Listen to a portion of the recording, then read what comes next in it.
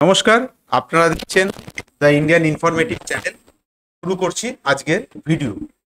আজকের বিষয়টি নিয়ে আলোচনা করব, সেটি হচ্ছে আপনারা জানেন যে সম্প্রতি ভারতীয় বায়ুসেনার যে স্কোয়াড্রন স্ট্রেংথ সেটা কিন্তু বহুমাত্রায় কমে গেছে।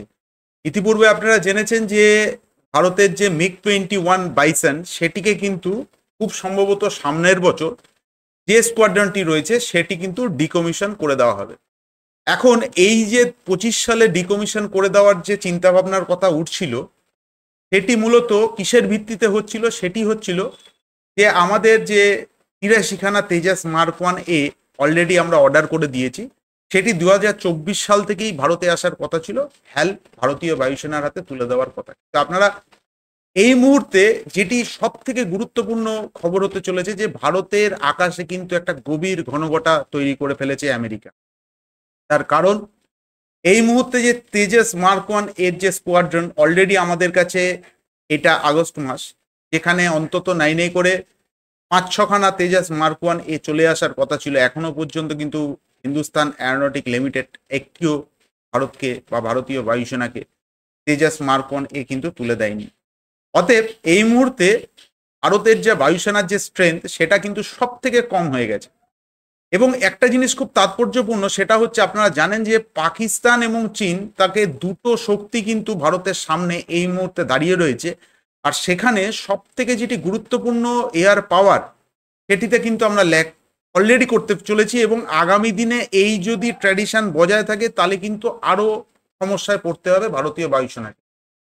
এখন সমস্যা যেটা হচ্ছে সেটি হচ্ছে যে আমেরিকা থেকে আমরা যে G414 বা G404 যে ইঞ্জিনের ডিল আমরা করেছি, সেইগুলো কিন্তু ঠিক মতন আমেরিকা বা জি কর্তৃপক্ষ ভারতের হাতে তুলে দিচ্ছে না। তার কারণ ওরা যেটা দেখাচ্ছে সেটা হচ্ছে এই মুহূর্তে যে গ্লোবাল সাপ্লাই চেন, সেই সাপ্লাই চেনের কিন্তু একটা মারাত্মক ক্ষতিগ্রস্ত হয়েছে আমেরিকা। আর ঠিক সেই কারণেই আমেরিকা ভারতকে ইঞ্জিন সরবরাহ করতে পারছে না।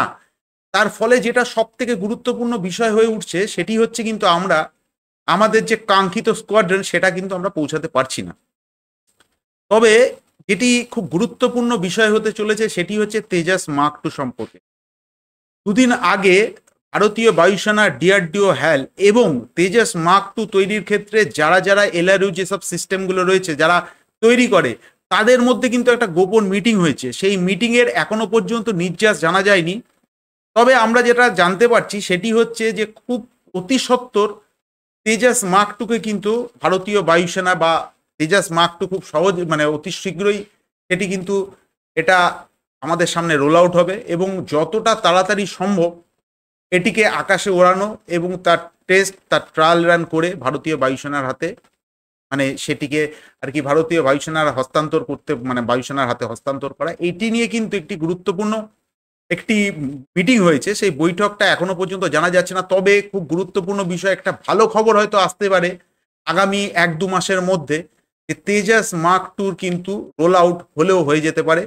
এবং এই মার্ক 2 কিন্তু আগামী দিনে ভারতীয় বায়ুসেনার ক্ষেত্রে একটা টোটালি গেম চেঞ্জার হতে চলেছে। তার কারণ আপনারা জানেন যে তেজাস মার্ক 2-তে যে ধরনের আধুনিক অ্যাভিওনিক সিস্টেম বসানো আছে, মডার্ন ওয়ারফেয়ার সিস্টেমে বা আধুনিক যেটা 4.5 জেনারেশন ফাইটার এয়ারক্রাফট যেটা আমরা রাফেল ব্যবহার করছি, বা আপনারা জানেন ইউরোফাইটার, টাইফুন, গ্রিপেনি, ঠিক সমগোত্রীয় কিন্তু যুদ্ধের প্লেন হতে চলেছে তেজাস মার্ক 2।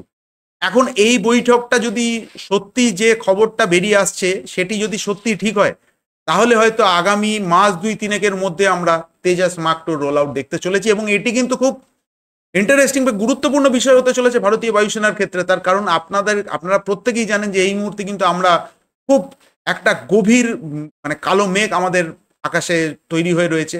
আর সম্প্রতি বাংলাদেশের নিয়ে আপনারা শুনেছেন। ফলে ভারতীয় বায়ুসেনাকে সবসময় সদা তৎপর থাকতে হবে। আর এই বিষয়ে যে যে আপডেটগুলো আসবে সেটা আমরা খুব শীঘ্রই আপনাদের সামনে নতুন ভিডিওতে তুলে ধরবো। তো আজকের এখানেই শেষ করছি। আবার দেখা হবে নতুন একটা ভিডিও নিয়ে আগামী দিনে। সবাই ভালো থাকবেন। ধন্যবাদ।